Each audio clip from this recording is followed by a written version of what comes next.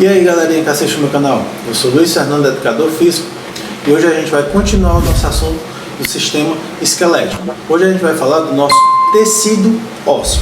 Como eu já expliquei na aula passada, o osso ele é um tecido vivo, portanto esse tecido ele está em constante mudança. Hoje a gente vai conhecer como esse tecido funciona. O tecido ósseo ele é formado por uma matriz óssea. Essa matriz óssea ela é dividida em matriz mineral, que é a parte inorgânica do osso, e esse osso também vai ter uma parte orgânica. Lembre que eu falei para vocês a composição do osso, que era o que? Cálcio, fósforo e colágeno, certo? O cálcio e o fósforo fazem parte da matriz inorgânica do osso. Quando a gente diz que o que dá a dureza do osso é o cálcio, não é bem por aí, tá legal? Na verdade, dentro dessa matriz óssea, o cálcio e o fósforo vão se unir e formar fosfato de cálcios cristalizados. Essa cristalização que acontece quando eu uno o cálcio e o fósforo, formando esse fosfato de cálcio cristalizado, forma uma substância chamada de hidroxiapatita. Essa hidroxiapatita é o que dá dureza aos nossos ossos. Porém, os nossos ossos eles não são só duros, eles são duros e resistentes.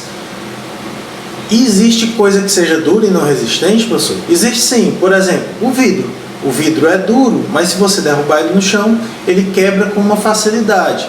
Já o osso, se você derrubar ou se você pega uma pancada, ele não quebra. E por que ele não quebra? Exatamente por causa da proteína colágeno, que se junta a essa hidroxiapatita. O colágeno, que é a parte orgânica do osso, ele dá uma maleabilidade a esse osso, uma flexibilidade, fazendo com que quando aquele osso receba um impacto, ele possa ser flexível, então ele pode absorver aquele impacto com maior facilidade, tá legal? Ah, então o osso é mole? Não, ele é duro, ele não é aquela coisa de flexível, mas ele é levemente flexível, e essa pequena flexibilidade do osso é que faz com que esse osso tenha a capacidade de ser resistente, tá legal? Então, cálcio, fósforo e colágeno são as três substâncias que formam os ossos. O cálcio e o fósforo se unem, cristalizando, formando fosfato de cálcio, e aí esse cristal eu chamo de hidroxiapatita, e o colágeno ele vai se unir a essa hidroxiapatita e fazer com que o osso tenha uma maleabilidade, uma flexibilidade, tornando esse osso resistente. Essa mesma matriz óssea ela vai ter células nela. Todo dia os nossos ossos se renovam, e quem é responsável pela renovação desses ossos é exatamente essas células que eu vou falar agora. Nós temos três tipos de células nos nossos ossos, tá? Os osteoblastos, os osteoclastos e os osteócitos.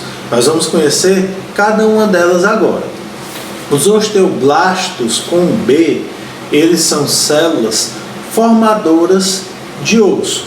Os osteoblastos constroem osso, tá legal? Eles são responsáveis por pegar as estoques de cálcio, de fosfato, misturar, cristalizar e formar novos ossos. Então, os osteoblastos eles estão ali para construir novos ossos. Porém, o tecido ósseo ele vai envelhecendo com o tempo. Quando esse tecido envelhece, eu preciso retirar aquele tecido velho para que o osteoblasto possa construir mais tecido ósseo. E quem faz isso é uma célula chamada de osteoclasto, com C. O osteoclasto ele vai lá no osso velho, quebra aquele osso, desfaz aquela parte daquele osso velho, fazendo com que o osteoblasto possa ir lá e construir novos ossos. Então, os osteoblastos com B constroem ossos. Os osteoclastos com C destroem ossos velhos para que possa haver a renovação. E os osteócitos, pessoal? Os osteócitos são as células dos osteoblastos amadurecidas. Quando essas células elas ficam maduras, elas fazem parte da composição do osso e se chamam osteócitos. Essa é a composição do nosso tecido ósseo. E como é que é a estrutura dos ossos? Vamos lá, galera. Todo osso ele tem nas pontas como se fosse uma cabeça de osso, uma base que você perceber é mais rígida e outra cabeça lá na outra ponta, tá legal? A essa cabeça de osso eu dou o nome de epífise e a base do osso eu dou o nome de diáfise, tá legal? Na cabeça de todo o osso, se você perceber, ela é mais molinha. A parte da epífise do osso ela é mais mole do que a base do osso, do que o meio do osso. Por quê? Porque na epífise a gente tem aí o que a gente chama de osso esponjoso.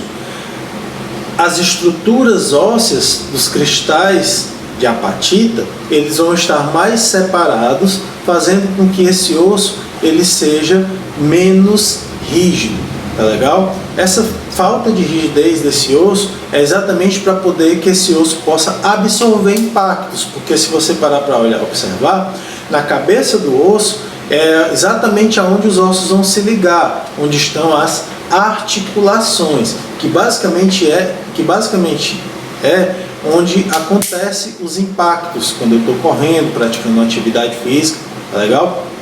Então, essa parte esponjosa é para que o osso possa absorver esses impactos, protegendo esse osso para que um osso não possa tocar no outro, lá na articulação.